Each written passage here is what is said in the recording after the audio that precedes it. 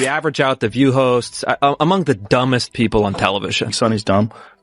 Certainly not the brightest person. And what she just said just doesn't make any sense. It's just like so silly to say. At the center of all this is a feeling that a lot of critics have had about The View for a long time. They believe the show does not simply debate opposing opinions. They believe it often treats certain people, especially younger conservative women, with a level of mockery and contempt that goes far beyond disagreement. And that is why the segment involving Karoline Leavitt hit such a nerve. To many viewers, it did not come across like a serious exchange of ideas. It felt more like a moment where the panel had already decided what role Leavitt was supposed to play in the conversation.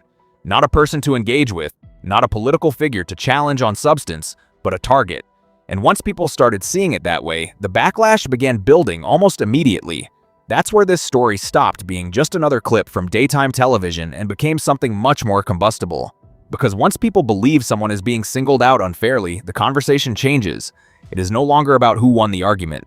It becomes about who crossed the line. There is so much good news, so much winning out of the Trump White House right now that the mainstream legacy media can't keep up with. I saw you on The View. Yeah.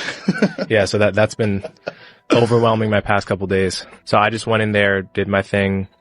I had no idea what to expect. I didn't know who Sunny Hostin was. I actually still really don't know. So I wasn't expecting necessarily for her to kind of try to ambush me in that way and attack my character in that way. Well, it is the show that people love to hate. Yes, that's true. That's true. They get so much hate watching viral clips of them saying ridiculous things. I mean, yeah. it is a rabies infested hen. A major reason the reaction grew so quickly is because critics of the segment believed the commentary was not just political, it was personal. Some viewers took particular issue with the way Karoline Leavitt's success was discussed. In their eyes, the conversation did not seriously address her ambition, discipline, or political skill. Instead, they felt the panel reduced her to dismissive talking points and treated her rise as something that needed to be belittled rather than examined fairly. That perception matters because it fed directly into a broader criticism that has followed The View for years. The show often presents itself as a place where women's voices are elevated, respected, and empowered, but critics argue that this support seems to disappear the moment a woman's politics fall outside the panel's preferred worldview. And that is the contradiction many people say they saw in this moment. To those critics, the issue was not just whether the hosts were harsh, it was whether they were revealing a double standard they can no longer hide behind. If empowerment only applies to women you agree with, is it really empowerment at all? That question became one of the main engines driving this controversy forward. Really don't like this woman. She's a good communicator. And so Joy Behar just offered her analysis on why Leavitt was picked for the... What made the backlash even more interesting is that Leavitt did not simply absorb the hit and move on. Whether you agree with her politics or not, many observers believe she did something strategically effective. She refused to remain trapped inside the version of the story her critics created for her. Instead, she pushed back. And in doing that, she shifted the focus.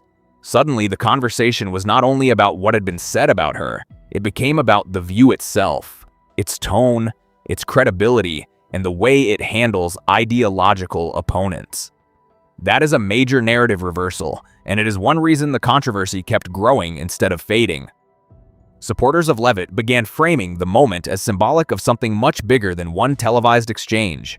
To them, this was an example of a media establishment that is comfortable preaching fairness while practicing selective contempt. That message resonated, especially online, where audiences are often quicker to detect hypocrisy than institutions are to address it. And once that framing took hold, the show was no longer just defending a segment. It was defending its entire public image.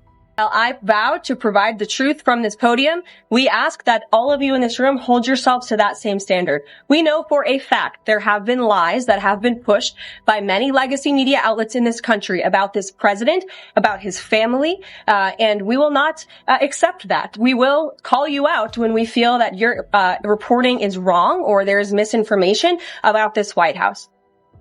Boom. She's got more. I would like to point out to each and every one of you that in 2024, when Joe Biden was in the Oval Office or upstairs in the residence sleeping, I'm not so sure, egg prices increased 65% in this country. From there, the situation appeared to escalate beyond media commentary and into much riskier territory. Online discussions began focusing on possible legal threats, reputational damage, and whether the fallout could eventually affect the show's business side as well as its public standing. Now, whenever legal language enters a media storm, everything changes. Why? Because people stop viewing the story as entertainment and start viewing it as consequence. Even when many details remain debated, disputed, or unconfirmed, the mere possibility of legal action raises the stakes instantly. It suggests that what happened may not remain in the world of opinion and backlash alone. That is also when speculation began intensifying around what might be happening behind the scenes. Could network executives be worried? Could advertisers become uncomfortable?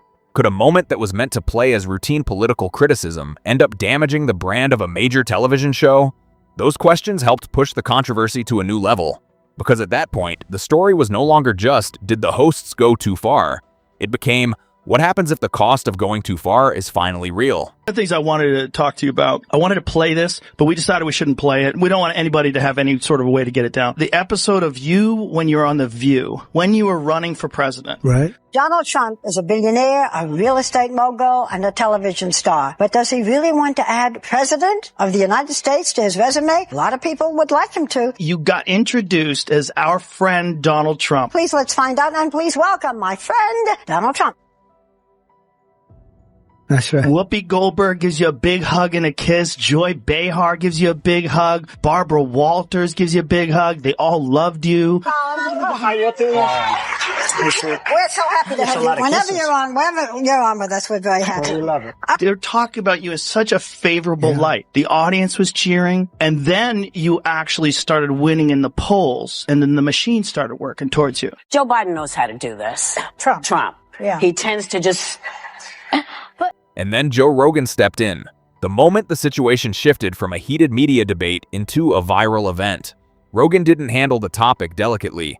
Instead, he delivered the kind of blunt commentary he's known for, directly criticizing Sunny Hostin and mocking the credibility of The View, framing the program as more about performative outrage than honest discussion. Whether people agreed with him or not, his comments spread quickly. Rogan speaks to an audience that already distrusts legacy media and often questions mainstream television narratives. So when he weighed in, it didn't feel like just another celebrity opinion. To many viewers, it reinforced beliefs they already held. That's why the clip traveled so fast. Not just because it was harsh, but because it confirmed a story many people were ready to believe. The reason Joe Rogan's reaction hit so hard is that it did more than criticize one host. It challenged the legitimacy of the entire show. Instead of simply disagreeing with Sunny Hostin, Rogan targeted the broader culture of The View, its format, tone, and the criticism that loud panel debates often replace real substance. By doing that, he turned a single controversy into a bigger question about whether The View still holds the trust and authority it claims. Supporters of Rogan saw his comments as a blunt rejection of what they view as a smug and predictable style of television. In their eyes, he didn't create the show's problems, he exposed them. And once audiences begin seeing a brand as hypocritical or performative, rebuilding credibility becomes far harder than surviving a bad headline. Also calls today for The View to go next when you've got hosts like Whoopi Goldberg spitting when she's speaking about Donald Trump. Look at this. No, you can't refute anything with him because he just, when I say him, I mean... He rambles. Trump. Yeah. He tends to just... But can I mention one thing? That's on the ABC, of course, but what a class act. I mean, speaking, speaking about Donald Trump, you can't make this stuff up. Should The View go next? Oh, absolutely. I mean, Sunny Hostin has faced challenges or she's been in trouble, let's say, by executives at ABC for some of these smears and lies that she spread. There needs to be some level of accountability with these talk show hosts. People tune in to left-wing networks. They expect to get a left-wing talking point. But what they shouldn't expect or what we shouldn't treat as normal is the fact that there is nothing but denigration and maligning of... As the backlash continued to grow, the conversation shifted to what might happen next. Would this controversy fade like so many others, or had the pressure reached a point where real changes might be needed? Commentators began speculating about whether ABC could face difficult decisions if criticism kept intensifying, including concerns about how advertisers might respond. Some observers focused on Sunny Hostin, arguing that she had become one of the main faces of the controversy and a major lightning rod for public frustration. Meanwhile, the relatively quiet response from others connected to The View only seemed to add to the tension. When a controversy grows and key voices don't quickly regain control of the narrative, people begin filling in the blanks themselves. And when a show starts looking reactive instead of confident, audiences notice. And the Democrats are in complete disarray because they have become a globalist party who like to spend taxpayer dollars on useless priorities just to cater to the left's demands here. So now we come to the question that really matters. Is this just another loud outrage cycle that burns hot online and disappears a week later? Or is this one of those rare moments when a media brand finally runs into the limits of what people are willing to excuse? Did Joe Rogan go too far with his criticism, or did he say what many frustrated viewers have been thinking for years? And did Karoline Leavitt simply defend herself, or did she expose a deeper weakness in the way The View operates? What's clear is that this controversy has pushed The View into a defensive position, and that alone makes it different from the usual daily noise. When a show built on confident opinions starts looking cornered, people pay attention. And when audiences begin questioning credibility, it becomes more than just a public relations issue. It starts looking like an identity crisis. Now I want to hear from you. Did Joe Rogan cross the line, or was his criticism justified? And do you think this controversy will actually change anything for The View, or will it fade away like so many others? Let me know in the comments. And if you enjoyed this breakdown, don't forget to like, subscribe, and turn on notifications so you don't miss the next one. Thanks for watching.